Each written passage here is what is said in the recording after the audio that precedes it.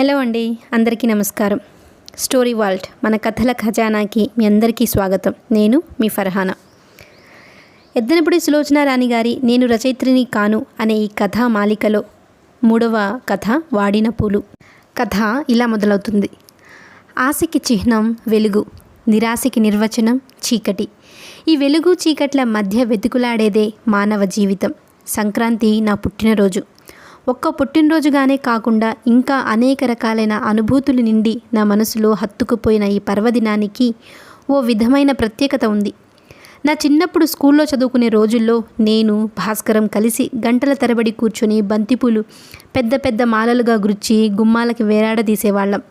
తెల్లవారుజామున పళ్ళు కటకటలాడించే చలిలో లేచి దొడ్లో భోగిమంట వేసుకొని ఆ ఎర్రటి మంట ముందు ఏవేవో కబుర్లు ఎడతెరిపి లేకుండా చెప్పుకునేవాళ్ళం. పండుగ నాడు ఊళ్ళో జరిగే కోళ్ల పందెంలో పాల్గొనే భాస్కరం తప్పకుండా విజయదేవతని వరించి సగర్వంగా చిరునవ్వుతో సుసి ఇదిగో అంటూ పెద్ద చెరుగ్గడ తెచ్చి నాకు కానుకగా సమర్పించేవాడు. నేను మహారాణిలా టీవీగా అందుకునేదాన్ని. సంక్రాంతి పండుగకి భాస్కరాన్ని గురించిన జ్ఞాపకానికి నా మనసులో ఈ అవినాభావ సంబంధం ఏర్పడిపోయింది.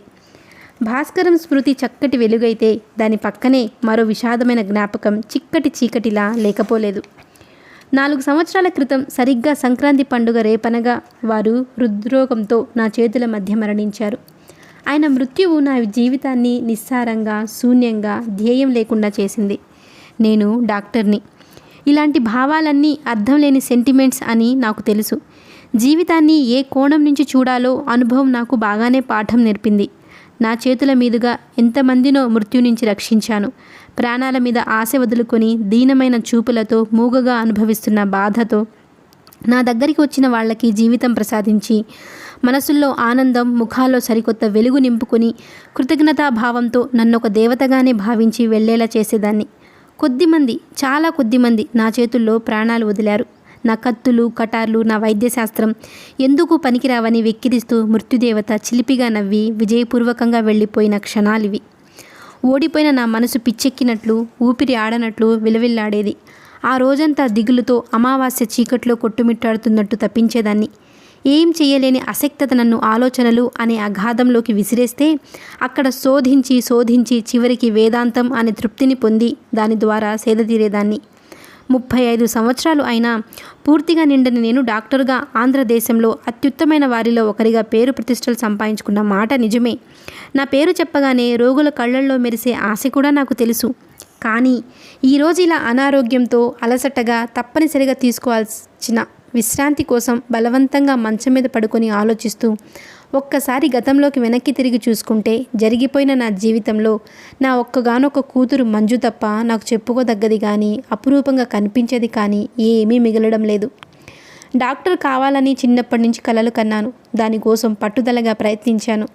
కానీ ఆ ఫలితం సంపూర్తిగా పొందుతున్నాను అనే తృప్తి నాకు ఇప్పుడు ఎందుకు లేదు? ఈ ప్రశ్న ఈ మధ్య తరచుగా నన్ను వేధిస్తుంది. వయసు అయిపోతుంది అనే నగ్న సత్యాన్ని గుర్తించమని మనసు హెచ్చరించడం వలననా, లేక వ్యక్తిగా పేరు ప్రతిష్టలు గల డాక్టర్గా సంఘంలో ప్రత్యేకమైన స్థితిని, హోదాని కల్పించుకున్న నేను స్త్రీగా పొందవలసిన వాటిని దూరమైనానని జ్ఞాపకం చేసుకుని ఆవేదన పొందడం వల్లనా? ఎందువల్ల నాకు ఈ బాధ? ఇంత చిన్న వయసులోనే నేను వైధవ్యం పొందానంటే అది ఎవరి తప్పు? రాజారావు గారికి నాకు మధ్య 20 సంవత్సరాల తేడా ఉందని, నేను యవ్వన ప్రాంగణంలో అడుగుపెట్టేసరికి ఆయన అక్కడి నుంచి నిష్క్రమించారని తెలిసి కూడా నేను కావాలనే ఆయన్ని చేసుకున్నాను. ఆయన మృత్యు, అకాల మరణం ఎప్పటికీ కాదు. పండిన పండు రాలిపోయింది అంతే. ఆయన భర్తగా కంటే ఆప్తుడిగా, ప్రియమిత్రుడిగా నాలో ఎక్కువ స్థానం ఏర్పరచుకున్నట్టు ఇప్పుడు కానీ నాకు తెలియడం లేదు. ఒకవేళ నాకేదైనా అయితే ఆంధ్రదేశం ఒకే ఒక్క నిమిషం అయ్యో అనుభవం గల డాక్టర్ని పోగొట్టుకున్నామే అని విచారిస్తుంది. కానీ ఆ విచారం ఎంతసేపు? క్షణంలో సగం సేపు కూడా ఉండదు. మళ్ళీ వెంటనే నాలాంటి మరో డాక్టర్ దగ్గరికి పరిగెత్తుతుంది. వాళ్ళ ద్వారా నా స్థానాన్ని వెంటనే భర్తీ చేసుకుంటుంది. బహుశా కొద్ది రోజులు గడిచిపోతే నా పేరు కూడా ఎవరికి గుర్తుండదేమో. దీనికోసమేనా ఇంత కష్టపడింది? ఈ ఫలితం కోసమేనా స్వసుఖం లక్ష్య పెట్టకుండా అందరికీ సేవలు చేస్తూ అహోరాత్రులు కృషి చేసింది? కానీ ఈ విధంగా చేయమని నన్ను ఎవరూ శాసించలేదే, కనీసం అర్థించలేదే. ఇదంతా నేను కోరుకున్నదే తప్ప ఎవరి ప్రేమం లేదే. తృప్తి ఇవ్వలేని ఈ ఫలితం కోసం కొన్ని సంవత్సరాల క్రితం ఓ వ్యక్తి హృదయాన్ని నిర్లక్ష్యంగా కాలదన్నుకున్నానని గుర్తుకు వస్తే మరీ బాధ అనిపిస్తుంది. ఆనాడు అతను కోరినట్టుగా భాస్కర్తోనే నా వివాహం అయి ఉంటే ఈసరికి ఎలా ఉండేదాన్ని? భర్త, ఇల్లు, పిల్లలు, వాళ్ళ బాధ్యతలు, వీటన్నిటి మధ్య భర్త అతను చూపే అపురూపమైన ఆరాధనను ఇవన్నీ నేను పొంది ఉండేదాన్ని కదూ. ఈ మధ్య ఈ విషయం నేను చదివి చెప్పినట్టు ఇంత తరచుగా ఎందుకు గుర్తుకొస్తుంది? అలా గుర్తుకు రాగానే ఆలోచనలు పరిపరి విధాలు పోతున్నాయి. అమ్మా, తాళం చెవులు ఎక్కడ పెట్టావు? నాకు 5 రూపాయలు కావాలి. పక్క గదిలోంచి వినిపించిన మంజు కేకతో ఉలిక్కిపడి ఈ లోకంలోకి వచ్చాను. ఇవిగో నా దగ్గరున్నాయి. మంజు దగ్గరకు వచ్చింది. ఎక్కడికి వెడుతున్నావు అని అడిగాను. మంజు అలవాటుకి విరుద్ధంగా ఈరోజు చాలా శ్రద్ధగా అలంకారమైంది. సినిమాకి. తాళం చెవులు తీసుకెళ్లిన మంజు మరో 2 నిమిషాల్లో పకపకా నవ్వుతూ తిరిగి వచ్చింది. ఏమిటిది అన్నాను. చూడమ్మా నీ మతిమరుపు, బీరువాలో ఈ ఎండిపోయిన పూలేమిటి అంది. మంజు, వాటిని చూడగానే నా గుండె లయ తప్పింది. ఎప్పుడో డబ్బుకి బదులు పరధ్యాసగా వీటిని భద్రంగా దాచి ఉంటావు. మంజు ఇంకా నవ్వుతూనే వాటిని పారేయటానికి కిటికీ వైపు నడిచింది. ఆగు, వాటిని పారేయకు, ఇలాతే వెనక నుండి ఆదుర్దాగా పిలిచాను. నా కంఠస్వరం, ఆ మాటలు, నేను పలికిన తీరు చూసి మంజు ఆగి వెనక్కి తిరిగి నా వైపు ఆశ్చర్యంగా చూసింది. నీకు తెలియదు, నేను కావాలనే దాచి ఉంచాను. ఇలా ఇవ్వు. సూటిగా దాని ముఖంలోకి చూడలేక చేయి చాస్తూ అన్నాను. మంజు ఏమనుకుందో ఏమో. ఓసారి తన చేతిలోని పూల వైపు, మరోసారి నా వైపు మార్చి మార్చి చూసి పువ్వులు తెచ్చి నాకు అందించింది. వాటిని అందుకుని వెంటనే దిండు క్రింద దాచేశాను. ఎవరితో పెడుతున్నావు? త్వరగా ఇంటికి వచ్చాయి అన్నాను. ఆ వాడిపోయిన పూల గురించి ఇంకా నేనేమైనా చెప్తానేమోనని కుతూహలంగా చూస్తూ నిలబడిన మంజు నా మాటలు వినగానే చటుక్కున ఏదో గుర్తుకొచ్చినట్టు చేతి వాచి చూసుకొని గబగబా వెళ్ళిపోయింది. వెళ్ళిపోతున్న మంజుని వెనక నుంచి కళ్ళెత్తి చూసిన నేను తృప్తిగా నిట్టూర్చాను. మంజు నా అందమే కాకుండా తండ్రిలోని విశిష్టమైన వ్యక్తిత్వం కూడా వారసత్వంగా పుణికిపుచ్చుకుంది. స్త్రీగా నేను పొందలేకపోయిన వాటన్నిటినీ నా మంజు పొంది తీరాలి. సాధ్యమైనంత త్వరలో యోగ్యుడై అన్ని విధాలా దాన్ని అపురూపంగా చూసుకునే వ్యక్తిని చూసి పెళ్లి చేసేయాలి. నా చరమ జీవితం అంతా సుఖ సంతోషాలతో వెళ్ళి విరుస్తూ భర్త, పిల్లల మధ్య ఆనందంగా తిరుగుతున్న మంజుని చూస్తూ తృప్తిగా, నిశ్చింతగా వెళ్ళిపోవాలి. అప్పుడు నాకింత బాధ ఉండదు. మనిషి జీవితం అంటేనే యవ్వనం. బాల్యం నుంచి దానికోసం ఎదురు చూస్తూ వృద్ధాప్యంలో ఆ స్మృతిని నెమరు వేసుకుంటూ గడపగలిగిన నాడే తృప్తిగా మృత్యుముఖంలోకి అడుగుపెట్టే సాహసం వస్తుంది. వయసు గడిచిన తర్వాత వెనక్కి తిరుగు చూసుకుంటే మధురమైన అనుభూతులు మిగిలని మనిషికి జీవితపు చివరి దశలో అర్థం కాని ఆవేదన, బ్రతుకు వ్యర్థమైందేమోనని ఆరాటం, తపన పుట్టించి ఇంకా కొన్ని సంవత్సరాలు బ్రతకాలని, జీవితం ఇంకా ఇంకా కావాలని వేధించేలా చేస్తాయేమో అనిపిస్తుంది. నా చేతులు మెల్లగా దిండు క్రింద ఉన్న పువ్వులని మళ్ళీ తీసుకున్నాయి. వాటిని అలా రెప్పవాల్చకుండా చూస్తుంటే మనసు పరిపరి విధాల పోసాగింది. భాస్కరం ఇప్పుడెక్కడున్నాడు? ఏం చేస్తున్నాడు? ఎక్కడున్నా ఏం చేస్తున్నా సలక్షణంగా హాయిగా ఉండి ఉంటాడు. అందులో సందేహం లేదు. భాస్కరం లాంటి మనుషులకి జీవితంలో ఎలా రాజీ పడాలో తెలుసు. అవసరమైతే దాన్ని కొమ్ములు పట్టి చెవులు మెలేసి లొంగదీసుకొని బలవంతంగా తమ దారికి తెచ్చుకోగల సమర్థత కూడా ఉంది. తొలి యవ్వనంలో విఫలమైన ఒక ప్రేమ సంఘటనతో నిరాశ పొంది జీవితాన్నే శూన్యం చేసుకునే వ్యక్తులలోనికి అతను రాడు. ఆ సంగతి నాకు తెలుసు. డాక్టర్ కావాలనే ఈ వెర్రి కోరికే నాకు లేకపోతే ఈసరికి నేను, భాస్కరం భార్యాభర్తలుగా ఉండేవాళ్ళమా? ఏమో. అయినా నా జీవితం ఇలా ఇన్ని మలుపులు తిరగాలని ఉంటే నేనెలా ఒప్పుకుంటాను? ఇక్కడే ఇష్టం లేకపోయినా ప్రతి మనిషి కర్మ సిద్ధాంతాన్ని ఒప్పుకు తీరాల్సి వస్తుందేమో. నేను పల్లెటూరులో అతి సామాన్యమైన కుటుంబంలో పుట్టాను. ఊళ్ళో ఉన్న స్కూల్ పుణ్యమా అని స్కూల్ ఫైనల్ వరకు చదువుకునే యోగ్యత కలిగింది. ఆ చదువుకునే కాలంలోనే డాక్టర్ కావాలనే నా కాంక్షకి వసుంధర పరిచయం నాలో విత్తనాలు నాటింది. వసుంధర నా క్లాస్మేట్ రాజ్యానికి పెత్తల్లి కూతురు. ప్రతి వేసవిలో మా రాజ్యం వాళ్ళ ఇంటికి వస్తూ ఉండేది. అప్పటికే మద్రాసులో డాక్టర్ చదువుతున్న వసుంధర తన కాలేజీ కబుర్లే కాక స్త్రీలు పొందవలసిన వ్యక్తిత్వాన్ని గురించి, ఆర్థిక స్వాతంత్ర్యం గురించి ఆపకుండా ఎన్నెన్నో మాట్లాడేది. ఆర్థికంగా తన కాళ్ల మీద తను నిలబడగలిగిన స్త్రీ, తన ఆలోచనలు తను నిర్ణయించుకోగలిగిన స్త్రీ మగవాడికి ఏమాత్రం భయపడనవసరం లేదు అనేది. కారణం ఏమిటో నాకు తెలియదు, కానీ వసుంధర మాట్లాడే ప్రతి 4 మాటలకి ఒక మాట మన దేశం మీద విసుగు, అసహ్యం ప్రదర్శిస్తూ ఉండేది. వాళ్ళని విమర్శించడంలో కానీ, దుయ్యబట్టడంలో కానీ, అలా మాట్లాడేటప్పుడు తన నోటి నుంచి వెలువడే భాషలో కానీ ఏమాత్రం జంకు గొంకులు కనిపించేవి కాదు. వేసవి సెలవులు ఎప్పుడు వస్తాయా, వసుంధర మా ఊరు ఎప్పుడు వస్తుందా అని రాజ్యం, నేను 1000 కళ్ళతో ఎదురు చూసేవాళ్ళం. వసుంధర వచ్చి ఉన్నన్ని రోజులు నీడలా వెంట తిరిగేవాళ్ళం. తను చెప్పే కబుర్లు ఒక్క అక్షరం పొల్లుపోకుండా కళ్ళు అప్పగించుకొని చెవులు దొరపెట్టుకొని అత్యంత శ్రద్ధగా వినేవాళ్ళం. రాను రాను నాకు కూడా వసుంధర ఉపదేశించినట్లు అన్ని విధాలా ఒక వ్యక్తిత్వం గల స్త్రీగా రూపొందాలనే కాంక్ష బలంగా ఏర్పడసాగింది. అలాంటి ప్రత్యేకత కావాలంటే ముందు డాక్టర్ కావాలి అనే ఓ వెర్రి నమ్మకం కూడా కలిగింది. ఆ విధంగా వసుంధర పరిచయంతో నాటుకున్న ఈ విత్తనం స్కూల్ ఫైనల్ చదువు పూర్తయ్యేసరికి మహావృక్షంగా మారి నా మనసంతా ఆక్రమించుకుంది. దాన్ని పెకలించడానికి కానీ పడగొట్టడానికి కానీ నాకు శక్తి చాలలేదు. కానీ మా కుటుంబ పరిస్థితులు, ఆచార వ్యవహారాలు తెలిసిన నేను మొండి పట్టుదల పట్టలేకపోయాను. ఆశయం ముందుకు తోస్తుంటే వివేకం వెనక్కి లాగడం ప్రారంభించింది. ఈ రెండిటి మధ్య నిస్సహాయంగా నలిగిపోసాగాను. మా వాళ్ళు ఆ వేసవిలో నాకు తప్పకుండా వివాహం చేసేయాలని ఆత్రపడుతున్నారు. క్షణం విరామం లేకుండా సంబంధాలు గాలిస్తున్నారు. నాన్నగారు నాకు వరుడి కోసం ఊళ్ళో గాలిస్తుంటే నేను నా గదిలో నులకం మంచం మీద పడుకొని గాలిమేడలా అంతరించిపోతున్న నా కోరికని, ఎండమావిలా వెక్కిరించబోతున్న భవిష్యత్తును చూసి నిశ్శబ్దంగా కన్నీళ్లు తుడుచుకుంటూ ఉండేదాన్ని. నాకే ప్రత్యేకత లేదు. మామూలుగా పెళ్లి చేసుకుంటాను, అతి మామూలుగా అత్తవారింటికి వెళ్తాను. అందరి ఆడవాళ్ళలాగానే నేను పిల్లల్ని కంటాను. వయసు అయిపోతుంది, శరీరం ముడతలు పడుతుంది. నేను ఎందుకు బ్రతుకుతున్నానో నాకే తెలియని నిరాశతో రోజులు వెళ్ళదీసుకుంటూ కళ్ళ ముందు స్పష్టంగా కనిపిస్తున్న భయంకరమైన ఈ భవిష్యత్తు చూసి మనసు భయంతో ముడుచుకుపోయింది. కాదు కాదు, అలా కావటానికి వీల్లేదు. నేను డాక్టర్ని అయి తీరాలి. వసుంధరలా వ్యక్తిత్వం గల స్త్రీగా సంఘంలో అందరి చేత గుర్తింపబడాలి. ఆ ప్రత్యేకత లేకపోతే నేను భరించలేను. కానీ ఎలా, ఏ విధంగా? కటిక చీకటి లాంటి ఈ నిరాశలో దారి తెలియనట్టు కొట్టుమిట్టాడుతున్న నాకు రాజారావు గారి పరిచయం ఒక చిన్న వెలుగు కిరణంగా భాసించింది. చీకటిలో శూన్యంలో కొట్టుకుంటున్న నేను హఠాత్తుగా ఆగిపోయిన నా దృష్టినంతా దానివైపు కేంద్రీకరించి ఆశగా, ఆత్రంగా చూశాను. యవ్వనంతో పాటు వికసిస్తున్న నా అందం ధనికుడు, సహృదయుడు అయిన రాజారావు గారి మనసుని ఆకర్షించింది. భార్య పోయిన 16 సంవత్సరాలకి నన్ను చూసిన తర్వాత ఆయనకి మళ్ళీ భారీగా ఓ స్త్రీని పొందాలని, ఇల్లు కలకలలాడించుకోవాలనే కుతూహలం కలిగింది. ఆ కుతూహలం ఆయనలో రేకెత్తటానికి సగం నా ప్రవర్తనే కారణం అని చెప్పడానికి నేను సిగ్గుపడను. కానీ మా ఇద్దరి మధ్య ఉన్న వయసు తారతమ్యం చూసి సూటిగా మా నాన్నని అడగటానికి భయపడ్డారు. ఒక దూరపు బంధువు ద్వారా ఆయన అభిప్రాయం గ్రహించిన నాన్న అసలు ఆ విషయమే పట్టించుకోలేదు. మా పిన్ని కూతురు లక్ష్మి పెళ్లికి మేము బెజవాడ వెళ్ళినప్పుడు ఆయన అక్కడికి వచ్చారు. ఆ హడావుడిలో అదును చూసుకొని అవకాశం కల్పించుకొని ఆయన ఏకాంతంగా ఉన్నప్పుడు ఆయన కాఫీ ఇచ్చే నెపంతో దగ్గరికి వెళ్ళి నన్ను డాక్టర్ చదివిస్తే నాకేమీ అభ్యంతరం లేదని, ఆనందంగా ఈ పెళ్లికి ఒప్పుకుంటానని చెప్పాను. మొదట ఆయన నేను చెబుతున్నదేమిటో అర్థం కాని మనిషిలా తెల్లబోయి చూశారు. ప్రక్క నుంచి కుర్చీ చూపించి నన్ను కూర్చోమని ఆదేశించి అసలు విషయం చెప్పమని అడిగారు. డాక్టర్ చదవాలన్న నా అభిలాషని బయట పెట్టాను. అలా చెబుతున్నప్పుడు నా ముఖంలో ఏం కనిపించిందో తెలియదు. నా చెయ్యి తీసుకుని మెల్లగా నొక్కుతూ ఆదరంగా, నాకు అర్థమైంది. నీకు కావాల్సింది డాక్టర్ చదవటానికి అవకాశం, నాకు కావాల్సింది నీలాంటి అందమైన భార్య.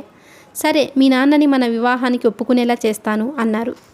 నేను కళ్ళతోనే నా కృతజ్ఞతలు, ఆనందాన్ని మౌనంగా తెలిపి లేచొచ్చేశాను. ఇదిగో వెనక నుంచి పిలవటంతో గుమ్మం దాటబోతున్న నేను ఆగిపోయాను. నువ్వు నాకు ఒక వాగ్దానం చేయాలి. ఏమిటన్నట్లు చూశాను. ముందు ముందు జీవితంలో ఎప్పుడూ నువ్వు ఈ విషయంలో త్వరపడినట్లు కానీ అనుకోకూడదు. ఆ నమ్మకం నీకుందా? గట్టిగా ఆలోచించుకో అన్నారు గంభీరంగా. తర్వాత 15 రోజులకి మా వివాహానికి తాంబూలాలు పుచ్చుకోవడం జరిగింది. మా ఇద్దరి మధ్య కొట్టొచ్చినట్టు కనిపిస్తున్న వయసు తేడా చూసి మా బంధువులంతా చెవులు కొరుక్కున్నారు. ముసలాయనికి కూతుర్ని ఎరగా పెట్టి ఆస్తి స్వంతం చేసుకోవాలని మా నాన్న ఎత్తువేశాడని ఆడిపోసుకున్నారు.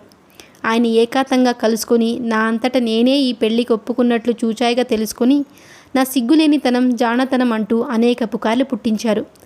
ఒకళ్ళిద్దరు అమ్మలక్కలు స్వయంగా నా దగ్గరికి వచ్చి బుగ్గలు సాగదీసి మరీ అసలు విషయం చెప్పమని వేధించారు. కానీ నాకు ఇవేవీ పట్టనే లేదు.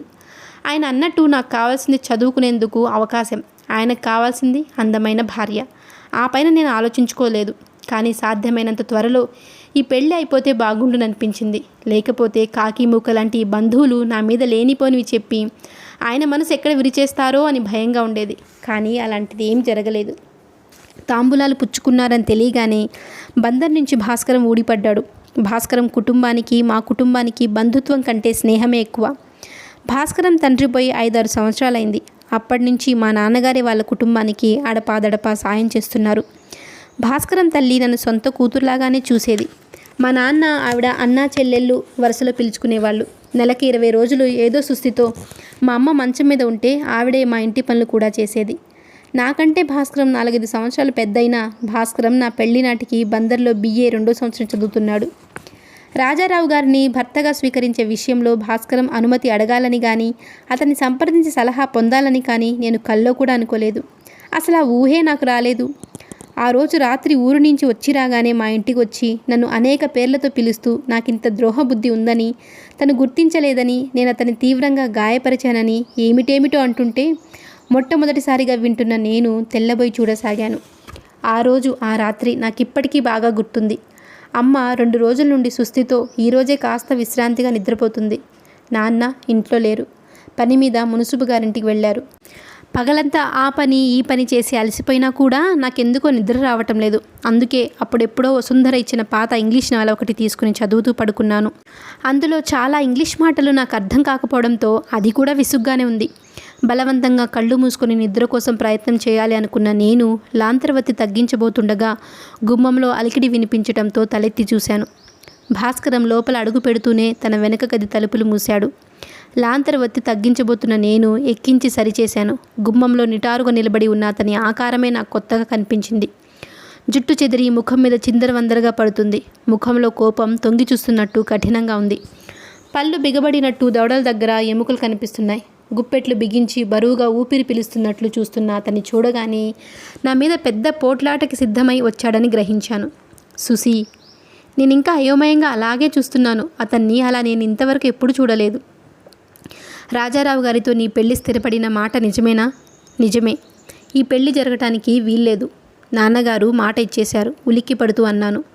మాట ఇచ్చింది ఎవరో నాకు తెలుసు. నేను మాట్లాడలేదు. నీకే చెప్పేది, ఈ పెళ్లి జరగటానికి వీల్లేదంటానికి నువ్వెవరివి అన్న వెంటనే భయపడ్డాను. అతని కళ్ళలో క్రూర మృగం ఉరికినట్టు ఉప్పొంగిన భావం చూసి మరుక్షణంలో నా మీద పడి కొట్టబోతున్నాడనే అనుకున్నాను. కానీ అతను ఎలాగో నిగ్రహించుకున్నాడు. క్షణంసేపు ఆగి, అయితే ఈ పెళ్లి జరిగి తీరుతుంది కదూ అన్నాడు. అతని ధోరణి ఏమిటో నాకు బొత్తిగా అర్థం కాలేదు. అయినా అలాంటి స్థితిలో ఉన్న మనిషిని రెచ్చగొట్టడం మంచిది కాదనిపించింది. అందుకే అనునయంగా, ఆయన నాకు డాక్టర్ చేపిస్తానన్నారు అన్నాను. అతని ముఖం కాస్త ప్రసన్నమైంది. నా వైపు వస్తూ, డాక్టర్ చదవటానికి లాయర్ అవటానికి నువ్వేమైనా మగపిల్లాడివా అన్నాడు. నాకు నిజంగానే ఒళ్ళు మండిపోయింది. డాక్టర్ మగపిల్లలే చదవాలని ఎక్కడైనా ఉందా? ఆడపిల్లలకి కూడా ఆశయాలుంటాయి. మీ మగవాళ్ళు సాగనివ్వరు గాని అన్నాను నిర్లక్ష్యంగా. ఇదంతా ఆ వసుంధర నీ తలలో ఎక్కించిన పైత్యం. నువ్వెలాగైనా అనుకో, నాకు అభ్యంతరం లేదు. డాక్టర్ చదవాలనే కోరిక నేను కాదనుకోలేను. అది చెప్పించగల భర్త కావాలి నాకు. అది రాజారావు గారే కాదు, ఎవరైనా సరే. ఆ కోరికను నువ్వే తీర్చగలిగితే నిన్నే చేసుకుంటాను నిశ్చలంగా అన్నాను. భాస్కరం ఆగిపోయాడు. అతనేం మాట్లాడలేదు. కానీ నా వైపు చూస్తున్న ఆ కళ్ళల్లో గెలుస్తానని నమ్మకంగా ఎదురుచూస్తున్న మనిషి హఠాత్తుగా అపజయం పొందినట్టు వాడిపోయి పాలిపోయింది. ఇప్పుడు ఆ ముఖంలో ప్రసన్నత అనేది నామమాత్రం కూడా లేదు. అయినా నాకు భయం వేయలేదు. కారణం, అప్పట్లో అతని బలహీనత నాకు తెలుసు. ప్రపంచంలో ఏ దేశంలోనూ ఏ మగవాడు తను అసమర్థుడిని అని స్వయంగా తనంతట తాను ఒప్పుకోడని నాకు తెలుసు. అతను ఏమనుకున్నాడో ఏమో, చివ్వున వెనక్కి తిరిగిపోబోయాడు. గుమ్మం వరకు వెళ్ళి తలుపు తెరవబోతున్న వాడల్లా అంతలోనే ఆగి వెనక్కి తిరిగి చూశాడు. ఇప్పుడు ఆ చూపుల్లో ఇంత క్రితం కనిపించిన కోపం కానీ అధికారం కానీ లేవు. జాలీగా దీనంగా అర్థిస్తున్నట్టున్నాయి. మళ్ళీ వెనక్కి తిరిగి నా వైపు వస్తున్న అతని వైపు ప్రశ్నార్థకంగా చూశాను. మంచం దగ్గరగా వచ్చి నిలబడిన అతను, సుసి, డబ్బుతో నా విలువని గుర్తించకు. నువ్వంటే నాకెంత ప్రాణమో నీకు తెలియదు.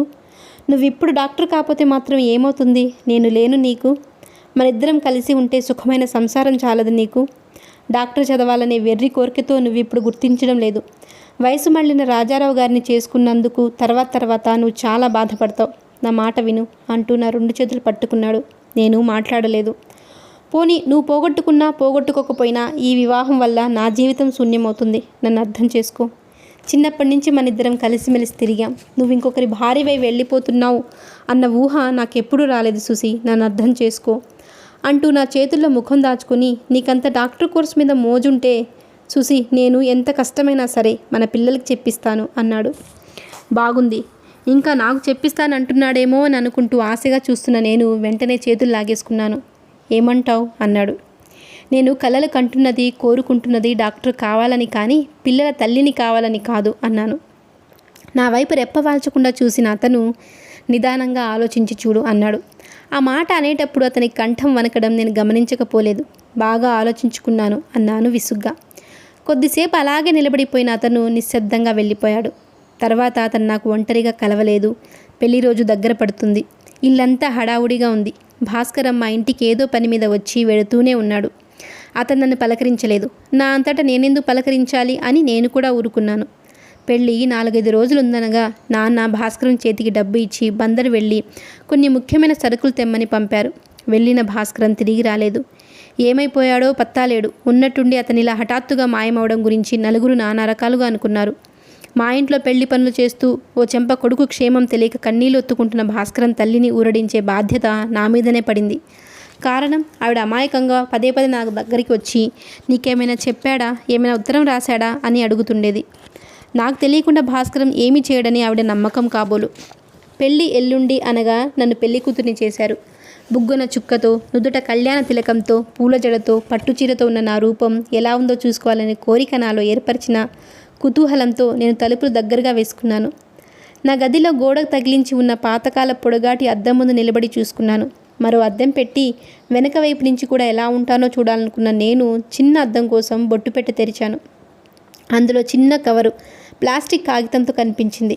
ఏమిటిది, ఇక్కడెవరు పెట్టారు అనుకుంటూ తీస్తుండగానే నాకు అర్థమైపోయింది. అది భాస్కరం చేసిన పని. కవర్ తీసి చూశాను. అందులో ఉత్తరం ఉంది. క్షణం సేపు చదవకుండానే చించి అవతల పారేద్దామనుకున్నాను. కానీ చదవకుండా ఉండలేకపోయాను.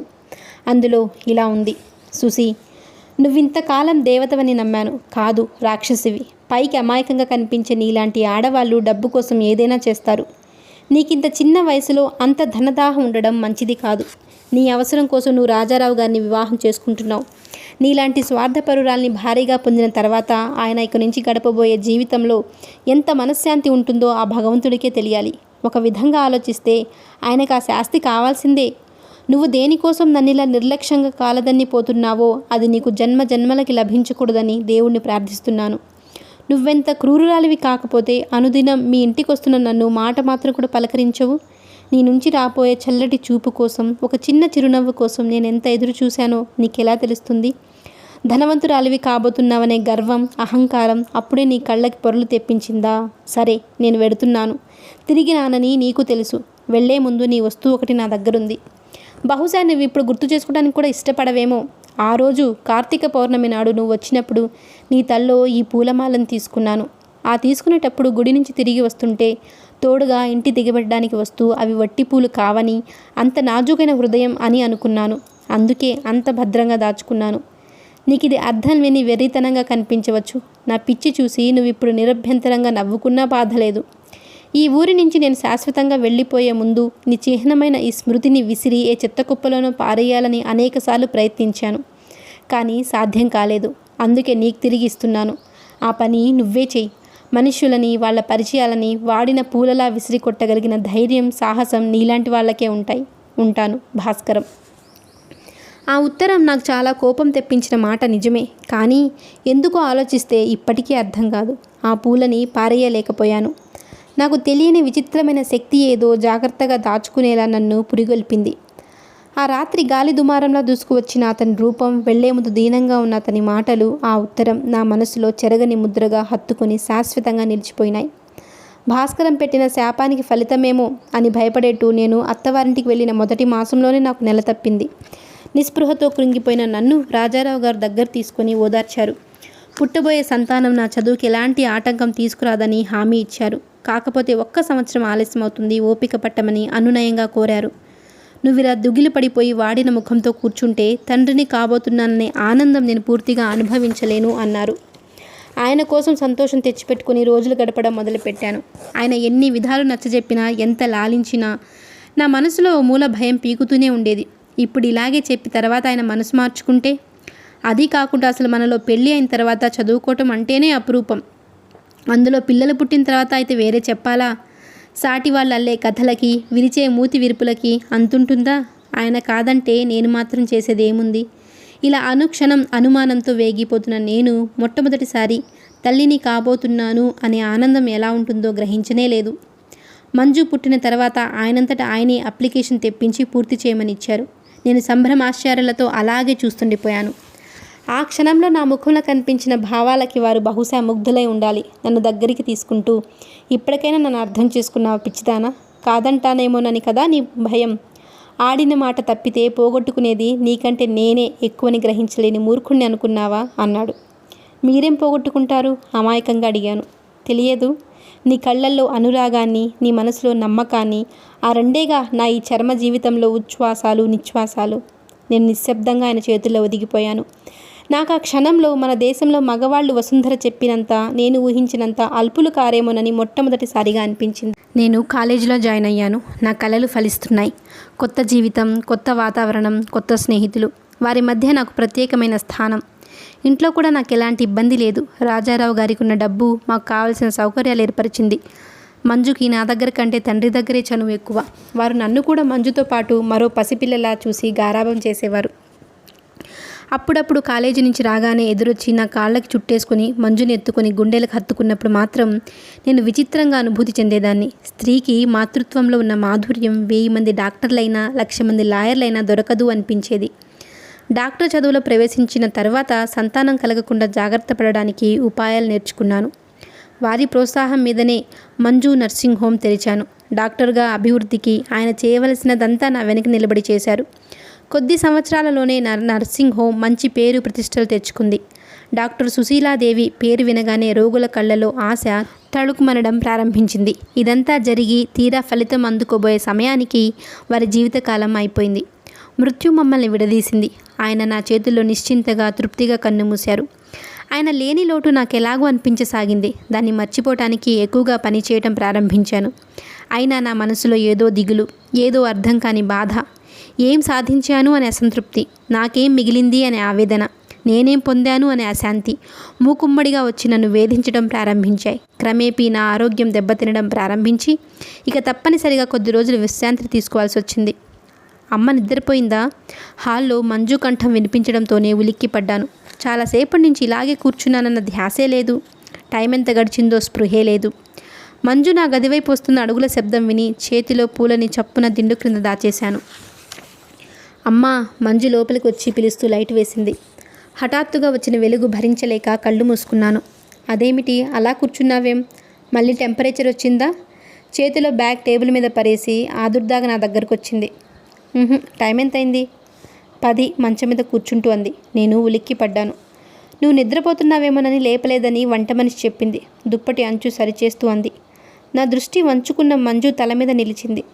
వెళ్ళేటప్పుడు తల్లో పూలు లేవు. ఇప్పుడు సన్నజాజులు గులాబులు కలిసి కట్టిన పెద్ద మాల ఉంది. ఎవరెవరు వెళ్ళారు సినిమాకి? నేను, సరోజ. సరోజ నువ్వునా? అవును, ఏం? నేను నిర్ఘాంతపోయాను. మంజు కటువుగా పిలిచాను. దుప్పటి అంచు ఇంకా సరిచేస్తూ పరధ్యాసగా అడిగింది. అబద్ధాలు ఎవరాడతారో తెలుసా? చురుగ్గా తలెత్తి నా వైపు చూసింది మంజు. చేసిన పని తప్పు అని భయపడి బయట పెట్టలేని వాళ్ళు, నిజాన్ని నిర్భయంగా చెప్పలేని పిరికి వాళ్ళు. అమ్మా! ఆ పిలుపుతో మెత్తబడ్డాను. నిజం చెప్పు, ఎవరితో వెళ్ళావు? సరోజ నిన్న సాయంత్రం ఊరు వెళ్ళిందని నీకు తెలియదేమో కానీ నాకు తెలుసు. మంజు ముఖం ఎర్రబడింది. తప్పు చేసిన దానిలా తల వంచుకుంది. చెప్పు, నా దగ్గర అబద్ధం ఆడే ధైర్యం నీకుందని నాకింతవరకు తెలియదు. ఎవరెవరు వెళ్ళారు? చెప్తే నీకు కోపం వస్తుంది. రాదు ఖచ్చితంగా అన్నాను. అమ్మా, రేపు నేను నీకు ఒక అతన్ని పరిచయం చేస్తాను. ఎవరతను? ఊపిరి బిగబట్టి అడిగాను. మంజు మాట్లాడలేదు. చెప్పు, ఎవరతను? నీకెన్నాళ్ళ నుండి పరిచయం? పరిచయం కొద్దిగానే అనుకో. మా వసంత వాళ్ళ అన్నయ్యకి ఫ్రెండ్. ఏం చేస్తాడతను? ఏదో బిజినెస్ చేస్తాడు. చాలా డబ్బుంది. నాకు నోట్లో నుంచి మాట రాలేదు. ఇంత క్రితమే మంజు భవిష్యత్తు గురించి నేను బంగారు కలలు కంటూ ఏవేవో ఊహిస్తున్నాను. మంజు అమాయకురాలు. ఆ అమాయకత్వం వల్ల దానికి ఎలాంటి ఆపద రాకూడదు. అతనితోనేనా నువ్వు ఇప్పుడు సినిమాకి వెళ్ళింది? మంజు వంచుకున్న తలని అవును అన్నట్టు ఊగించింది. సరే, రేపే అతన్ని తీసుకురా, నేను చూస్తాను. అలాగే, తప్పకుండా. అసలు నేనే చెప్పాలనుకుంటున్నాను. కోటి కాంతులు మెరుస్తున్న కళ్ళతో నా వైపు చూస్తూ అంది. మంజు, నువ్వతనితో హద్దుమీరి ఏమీ ప్రవర్తించడం లేదు కదా? అడగలేక అడిగాను.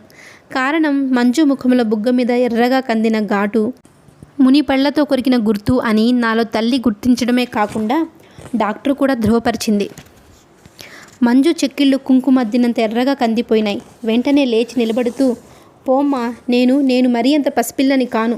నీ అనుమతి లేందే అని మధ్యలో ఆగిపోయి, రేపు నువ్వు అతన్ని చూడమ్మా అని వెళ్ళిపోయింది. నీకు తెలియదు మంజు, ఈ ప్రపంచంలో ఆడవాళ్ళకి చాలా బాధలున్నాయి. మోసాలు అనేక రూపాల్లో కనిపించకుండా కాటేయాలని చూస్తాయి అనుకున్నాను నీరసంగా. మంజు పెళ్లి విషయంలో నేను కన్న కలలు కళ్ళలై నన్ను వెక్కిరించకూడదు. ఆ రాత్రి నాకు కలత నిద్ర పట్టింది. మర్నాడు సాయంత్రం నేను అలాగే ఓపిక తెచ్చుకొని బట్టలు వేసుకొని మంజు చెప్పిన అతని రాక కోసం ఎదురు చూస్తూ కూర్చున్నాను. అమ్మా, నువ్వు అతనితో కాస్త జాగ్రత్తగా మాట్లాడాలి అంది మంజు. మాట్లాడడం ఈరోజు నీ దగ్గర కొత్తగా నేర్చుకోవాలటే? అది కాదమ్మా, మీ డాక్టర్లతో వచ్చిన చిక్కేమిటంటే ప్రతి మనిషికి ఓ రోగిలా శోధించాలని చూస్తారు బుంగమూతి పెడుతూ అంది. హతోస్మి. కాదమ్మా, అతని స్వభావం చాలా సున్నితం. మా అమ్మ ఎంత మంచిదని, ఎంత బాగా మాట్లాడుతుందని. మంజు వంగి నా నుదుటి మీద చప్పున ముద్దు పెట్టుకుంది. అది రాబోయే అతనితో జాగ్రత్తగా మాట్లాడాలని కోరుతూ ఇస్తున్న లంచం అని నాకు తెలుసు. మంజు, అతని రాగానే కాఫీ చూసే నెపంతో నువ్వు ఇక్కడి నుంచి వెళ్ళిపోవాలి. నేను అతనితో ఒంటరిగా మాట్లాడాలి అంటూ ముందే ఆదేశించాను. మంజు నా వంక అనుమానంగా చూసినా ఏమనుకుందో ఏమో సరేనంటూ ఒప్పుకుంది. ఇంతలో వాకిట్లో కార్ హారన్ వినిపించింది. అదిగో వచ్చినట్టున్నారు అంటూ మంజు మెరుపులా బయటకు పరిగెత్తింది. మంజులో ఇంత హుషారును రేకెత్తిస్తున్న అతన్ని చూడాలని నేను కూడా ఆత్రత పడుతున్నాను. రండి. మంజు ఆహ్వానంతో పాటు ఆలస్యం చేశానా అని నిండుగా గంభీరంగా పలుకుతున్న మగ కంఠం వినిపించింది. ఆ కంఠం లాంటిది నేను ఎక్కడో విన్నాను. ఆ పరిచయం ఎవరిదా అని నేను గుర్తు తెచ్చుకునే అవకాశం లేకుండానే మంజు లోపలికి వచ్చింది. నేను లేచి నిలబడ్డాను. మంజు వెనక పొడుక్కి తగిన లావుతో తెల్లటి బట్టలతో ఒకతను లోపలికి వచ్చాడు. అమ్మా, ఇతనే భాస్కర్. భాస్కర్ మా అమ్మ. మంజు పరిచయం చేసింది. నవ్వబోతున్న నా పెదవులు ఆగిపోయాయి. నమస్కారం చేయడానికి జోడించిన చేతులు బిగుసుకున్నాయి. నమస్కారం. అతను నన్ను గుర్తుపట్టలేదేమో చిరునవ్వుతో నమస్కరించాడు. మంజు అటువైపు చూడకుండా నేను ఇప్పుడే వస్తాను అంటూ లోపలికి పరిగెత్తింది. నా కళ్ళ ముందు ప్రపంచం ఇంకా గిర్రున తిరుగుతూనే ఉంది. భాస్కరం అయోమయంగా అస్పష్టంగా అన్నాను. ఇన్ని రోజుల తర్వాత మళ్ళీ ఇలా కలుసుకోవడం ఎంత విచిత్రం. చిరునవ్వు చెదరకుండా అన్నాడు. అంటే? నా పెదవులు తడారిపోయాయి. మాటలు తడబడ్డాయి. కొద్ది రోజుల క్రితమే మంజు ఎవరో నాకు తెలిసింది. తెలిసిన తర్వాత మరీ అపురూపమైంది. కానీ ఇదెలా సాధ్యం? కాళ్ళు వనకడంతో నిగ్రహించుకోలేక కుర్చీలో కూలబడ్డాను. ఎందుకు సాధ్యం కాదు? తను కూడా కూర్చుంటూ అడిగాడు. నన్ను చూసిన తర్వాత, నేను ఫలానని తెలిసిన తర్వాత కూడా అతనంత నిశ్చలంగా మాట్లాడగలగడం చూసి నాకు నిజంగా మతిపోసాగింది. నువ్వు మంజు ఎవరో తెలిసేలా ప్రోత్సహించావా? మొదట అతను నా వైపు కుతూహలంగా చూశాడు. తర్వాత క్షణం సేపు ఆగి, దానికి సమాధానం చెప్పాల్సిన అవసరం నాకు లేదు. అయినా మనిషి ఎవరో తెలుసుకోకుండా మనసు ఇచ్చే మూర్ఖుణ్ణి మాత్రం కాదు అన్నాడు. నాకు కోపం వచ్చింది. మనసు? ఎన్ని మనసులున్నాయి నీకు? ఎంతమందికి ఇస్తావు?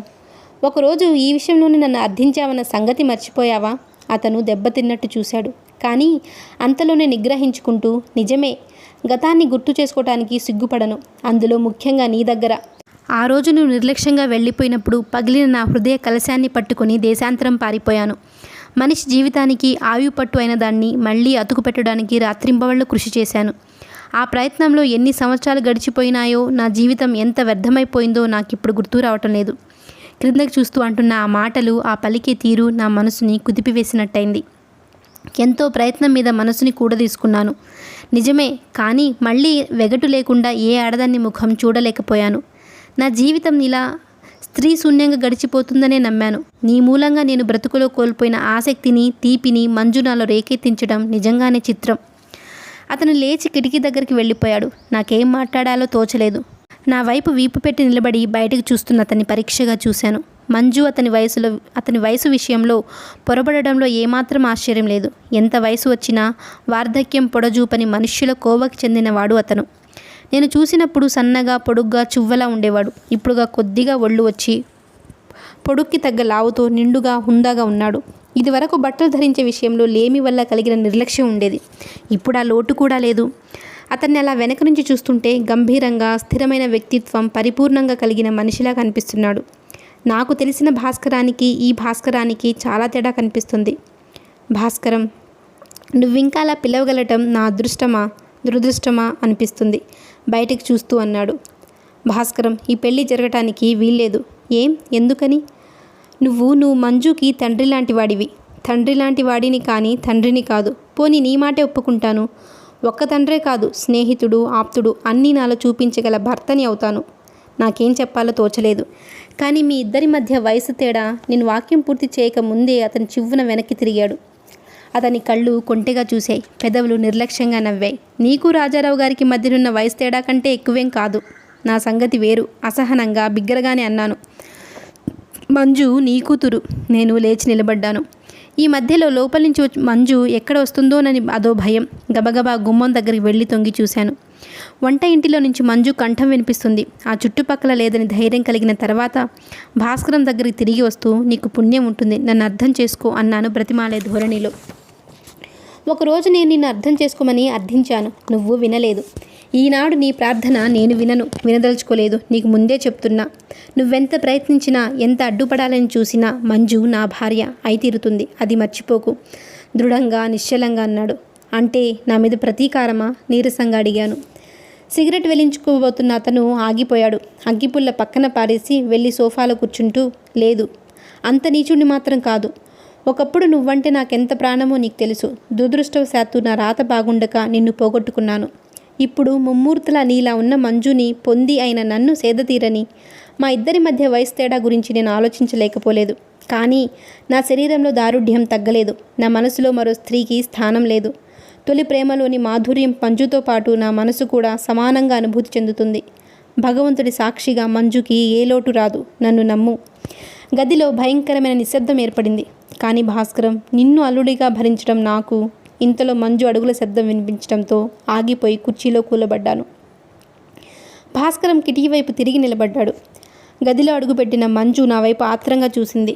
నేను కానీ మంజు కానీ ఏమీ మాట్లాడడానికి అవకాశం ఇవ్వకుండానే భాస్కరం కిటికీ వైపు నుంచి వెనక్కి తిరిగి మంజు దగ్గరికి వెడుతూ, మంజు, మీ అమ్మని గురించి చెప్పేటప్పుడు నీ కళ్ళల్లో పోగే గర్వం నాకు అర్థమైంది. రేపటి నుంచి నా కాబోయే అత్తగారి గురించి సరిగ్గా నేను కూడా అలాగే ఫీల్ అవుతాను. మీ అమ్మగారి లాంటి వ్యక్తిని అత్తగారుగా పొందడం కేవలం నా అదృష్టం అన్నాడు.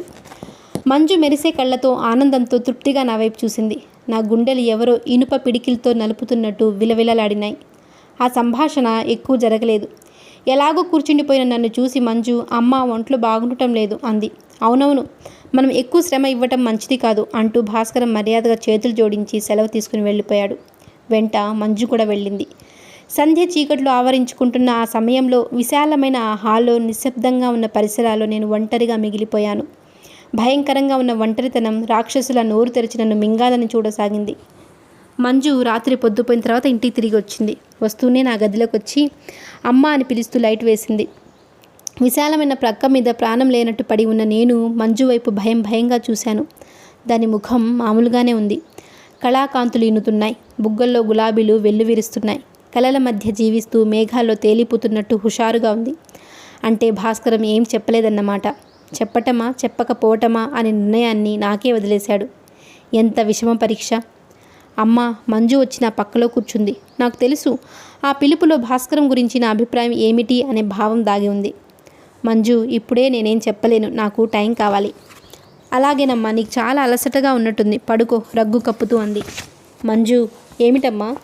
ఒకవేళ నేను అతన్ని ఇష్టపడకపోతే? అమ్మా, మంజు కళ్ళలో కనిపించిన భావం చూసి నా మనసు గిలిగిలలాడింది. చెప్పు, ఏం చేస్తావు? నన్ను కాదని అతన్ని చేసుకుంటావా? చేయి పట్టుకుంటూ అడిగాను. చేసుకోను, తల అడ్డంగా తిప్పుతూ దృఢంగా అంది. నాకు ఒక్కసారి ఆనందం ఉప్పొంగింది. మరుక్షణంలో అంతులేని నీరసం కూడా వచ్చింది. మంజు అలా చేసుకోనని ఖచ్చితంగా చెప్పుకునే కంటే చేసుకుంటాను అని మొండిగా జవాబు ఇస్తే నాకు ఇంకా తేలిక అనిపించేదేమో. నువ్వు పడుకోమ్మా, నిదానంగా మాట్లాడుకోవచ్చు అంది. గదిలోంచి వెళ్ళబోయే ముందు తటపటాయిస్తున్నట్టు గుమ్మంలో ఒక్క క్షణం ఆగి వెనక్కి తిరిగి, అమ్మ, వద్దన్న పని నేను ఎప్పుడూ చేయను. కానీ ఒకవేళ ఏ కారణం చేతనైనా అతను నీకు నచ్చకపోతే ఇంకెప్పుడు నా పెళ్లి ప్రసంగం ఎత్తొద్దు. అతను తప్ప మరో మనిషి నీడని కూడా నేను భరించలేను అనేసి వెళ్ళిపోయింది.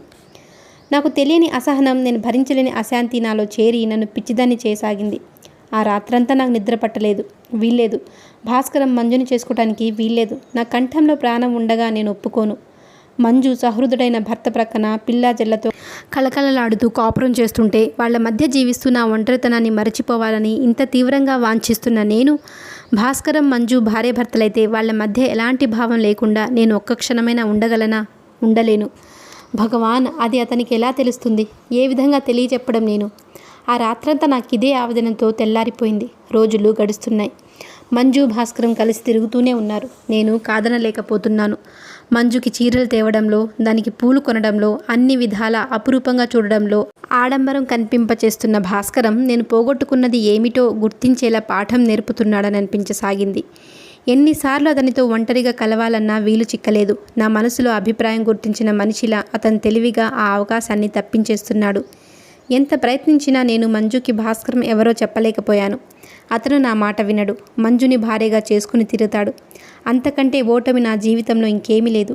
బ్రతికుండి అతని ముందు ఓటమిని ఒప్పుకునే కంటే మరణించి అతని మీద విజయం సాధించడం నాకు ఉత్తమంగా తోచింది. ఆ కొద్ది రోజుల్లోనే నేను వార్ధక్యం వచ్చేసిన దానిలా వడలిపోయాను. నాలో ఉత్సాహం ఎవరో ఊదేసినట్టు ఆరిపోయింది. తెల్లవారటంలో, ప్రొద్దుగుంకటంలో, రోజు గడిచిపోవటంలో గల అర్థం నా మనసు గ్రహించటం మానేసింది. ఎంత ఆలోచించినా నా కళ్ళ ఎదుట రెండే రెండు మార్గాలు కనిపిస్తున్నాయి. భాస్కరం ఎవరో తెలియజేసి అతని నువ్వు వివాహం చేసుకోవటానికి వీలేదని చెప్పి మంజు మనసు ముక్కలు చేయటమా, లేక జరిగిందంతా నాలో దాచేసుకుని నిశ్శబ్దంగా నేను జీవితాన్ని నుంచి నిష్క్రమించటమా? రెండో మార్గమే నాకు అన్ని విధాలా ఉత్తమంగా కనిపించసాగింది.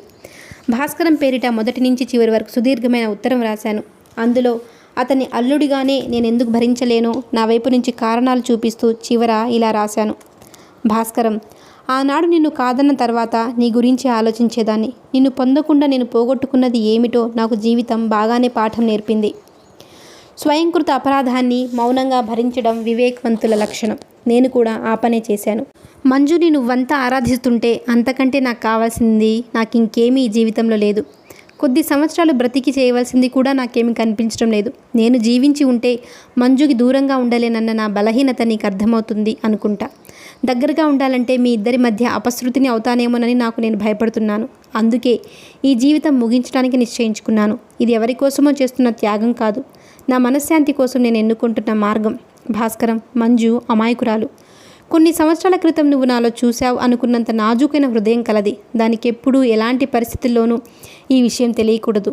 దాని తండ్రి మరణమే నా ఈ ఆత్మహత్యకు కారణం అని అపోహ కలిగేలా నేను జాగ్రత్త పడతాను. మీరిద్దరు భార్యాభర్తలుగా పక్కపక్కన నిలబడి జీవితంలో అన్ని విధాల సుఖశాంతులు పొందాలని మనసారా ఆశీర్వదిస్తున్నాను. భాస్కరం, మరో విషయం కూడా విను. ఆనాడు నువ్వు వెళ్ళిపోయేటప్పుడు పారేయమని నాకు ఇచ్చిన పువ్వులు నా దగ్గర ఇంకా ఉన్నాయి. వాటి నువ్వు కోరిన విధంగా పారేయగలిగిన శక్తి నాకు లేకపోయింది. అవి ఇంతకాలం భద్రంగా దాచి ఉంచానంటే ఎందుకో నువ్వు ఊహించగలవు. వాటిని ఈ ఉత్తరంతో పంపిస్తున్నాను. అప్పుడు నువ్వు వాటిని పారవేయలేకపోయినా ఇప్పుడు చేయగలవు. ఆ శక్తి నీకున్నప్పుడే మంజుని నిండు మనసుతో స్వీకరించగలుగుతావు. మృత్యుముఖంలోకి అడుగు పెట్టబోయే ముందు నేను నిన్ను కోరేది ఇది ఒక్కటే. ఉంటాను, సుశీల. ఎన్నో గంటలు కూర్చొని ఎంతో శ్రమపడి రాసిన ఆ ఉత్తరం మధ్యాహ్నం నౌకరు చేతికిచ్చి భాస్కరం ఉండే చోటికి పంపాను. ఇది నా జీవితంలో ఆఖరి రోజు. రేపు నేనుండను. నేను లేని ఈ ప్రపంచం ఎలా ఉంటుందో చూడాలని చాలా కుతూహలంగా ఉంది. స్లీపింగ్ పిల్స్ ఉన్న సీసా చేతిలోకి తీసుకుని చూశాను. తెల్లటి మాత్రల మధ్య నల్లటి మృత్యు ఆప్యాయంగా నవ్వుతూ ఆహ్వానిస్తుంది. మరికొద్దిసేపట్లో భయంకరమైన మృత్యు నన్ను తన ఒడిలోకి తీసుకుంటుంది. మృత్యు భయంకరమా? కాదు కాదు, ఎప్పటికీ కానే కాదు. జీవితంలో భరించలేని సమస్యల మధ్య నలిగిపోతున్న మనిషికి మనశ్శాంతి ఇచ్చే మహా ఔషధం. హాయిగా విశ్రాంతినివ్వగల మెత్తటి పూలపాన్పు. పరధ్యానంగా ఇలా పిచ్చి పిచ్చిగా ఆలోచిస్తున్న నాకు హాల్లో నుంచి టెలిఫోన్ వినిపించడంతో వెళ్ళి తీసుకున్నాను. నర్సింగ్ హోమ్ నుంచి కాల్ వచ్చింది. అర్జెంట్ కేస్, ప్రసవించలేక బాధపడుతుందట. నన్ను ఉన్న పళంగా రావాలట. నేనెందుకో ఆ మాటని కాదనలేకపోయాను. పోనీ మృత్యుముఖంలోకి అడుగు పెట్టబోయే ముందు కూడా మరో జీవం పోస్తాను. ఈ ప్రపంచంలోకి రావాలని తహతహలాడుతున్న ఇంకో కొత్త ప్రాణానికి అవకాశం కల్పిస్తాను. ఆఖరి క్షణంలో కూడా డాక్టర్గా నా ధర్మం నేను నెరవేరుస్తాను. హాస్పిటల్కి వెళ్ళాను. కేసు చాలా కాంప్లికేటెడ్గా ఉంది. నర్సింగ్ హోంలో రోగి తాలూకు తల్లి, తండ్రి, భర్త నా వైపు ఆత్రంగా దీనంగా చూశారు. పేషెంట్ పరిస్థితి నేను ఊహించిన దానికంటే ప్రమాదంగా ఉంది. నాకు తెలిసిన విజ్ఞానంతో హాస్పిటల్లో ఉన్న కత్తులు, కటార్లతో దాదాపు 3-4 గంటలు హోరాహోరీ యుద్ధం చేశాను. చివరికి నా శ్రమ ఫలించింది. విజయదేవత నన్నే వరించింది. దాదాపు అర్ధరాత్రి అవుతుండగా కొద్దిగా అలసటతో ఇంటికి తిరిగి వచ్చాను. నా రాక కోసం ఎదురు చూస్తున్న వంట మనిషి అలవాటు ప్రకారం ఓ కప్పు హార్లిక్స్ తెచ్చిచ్చింది. మంజు పడుకుందా అన్నాను. అవును అన్నట్టు తలూపింది. ఆఖరిసారి మంజుని కళ్ళారా చూడాలనిపించింది. ఆ గదివైపు నడిచాను. కానీ మధ్యలోనే ఆ ప్రయత్నం విరమించుకొని నా గదివైపు మళ్ళాను. మంజు మీద మమత మళ్ళీ నా నిశ్చయాన్ని సడలిస్తుందేమోనని భయం వేసింది. నా గదిలోకి వెళ్ళి లైట్ వేశాను. వేస్తూనే ఉలిక్కి పడ్డాను. ఎప్పుడు లేనిది ఈరోజు మంజు నా మంచం మీద పడుకుని నిద్రపోతుంది. దగ్గరగా వెళ్ళి కొద్దిగా తట్టి, ఇక్కడ పడుకున్నావేమ్మా అన్నాను. ఓ ప్రక్కకు ఒత్తిగిలి అమాయకంగా పసిపిల్లలా నిద్రపోతున్న మంజు మంచి నిద్రలో ఉండటం వల్ల మాట్లాడలేదు. లేపటం ఇష్టం లేకపోయింది. మంజుని అలా రెప్పవాల్చకుండా చూస్తుంటే నా కళ్ళు చెమర్చినాయి. రేపు నేను ఉండను. ఆఖరిసారి ఇలా అర్ధరాత్రి నీ దగ్గరికి వచ్చి తనివి తీరా నిన్ను చూసుకున్నానన్న సంగతి నీకెప్పటికీ తెలియదు. లోపలి నుంచి వస్తున్న నిట్టూరు పనుచుకుంటూ స్లీపింగ్ పిల్స్ కోసం డ్రాయర్ వైపు వెళ్ళాను. డ్రాయర్ వైపు తిరిగి తిరగగానే నా గుండె ఆగినంత పనైంది. అక్కడ భాస్కరం పేరిట నేను పంపించిన ఉత్తరం, వాడిన పూలున్న ప్లాస్టిక్ పొట్లం ఉన్నాయి. ఒక్క అంగలో వెళ్ళి ఉత్తరం తీసుకుని చూశాను. తెరిచే ఉంది. ఆ ఉత్తరం పక్కనే ప్లాస్టిక్ పొట్లం ఎత్తుపెట్టి మరో కాగితం కనిపించింది. వణుకుతున్న చేతులతో అది తీసుకుని చూశాను. అందులో ఇలా ఉంది: అమ్మా, భాస్కర్ అనుకోకుండా ఊరు వెళ్ళడం వల్ల రాము నీ ఉత్తరం తిప్పి తీసుకొచ్చాడు. అది తెరిచి చూసే వరకు నువ్వు రాసిందని నాకు తెలియదు. ఉత్తరం అంతా 1-4 సార్లు వివరంగా చదివాను. అమ్మా, నాకంతా అర్థమైంది. ఈ మధ్య భాస్కర్ తరచూ పరధ్యానంగా ఉండటానికి, అదో రకంగా మాట్లాడటానికి కారణం కూడా తెలిసింది. నాకేం చేయడానికి పాలుపోవడం లేదు. నేను భాస్కర్ని చేసుకుంటే నువ్వు భరించలేవు. అతన్ని పొందలేకపోతే నేను బ్రతకలేను. అందుకే నువ్వు వెళ్ళాలనుకున్న మార్గాన్ని నేను ఎన్నుకున్నాను. నా వల్ల ప్రపంచానికి ఏ ఉపయోగం లేదు. కానీ నువ్వు వేరమ్మా. డాక్టర్గా నువ్వు కొన్ని కుటుంబాలకి చాలా అవసరం. నీ మూలంగా కొంతమంది బ్రతుకుతారు. అందుకే నువ్వు జీవించే తీరాలి అని మరీ ప్రార్థిస్తూ ఒక్కసారిగా కెవ్వుమన్న నేను మంజు అంటూ వణుకుతూ వెళ్ళి మంచం మీద పడ్డాను. ఎంత పొరపాటు! క్షణం క్రితం నిద్రపోయిందని అనుకున్నాను. మంజు వెర్రిగాలుస్తూ లేవదీసి కుదిపాను. కానీ అప్పటికే మంజు శరీరం నిర్జీవంగా వాడిన కలువ కాడలా నా చేతుల్లో వేలాడిపోయింది.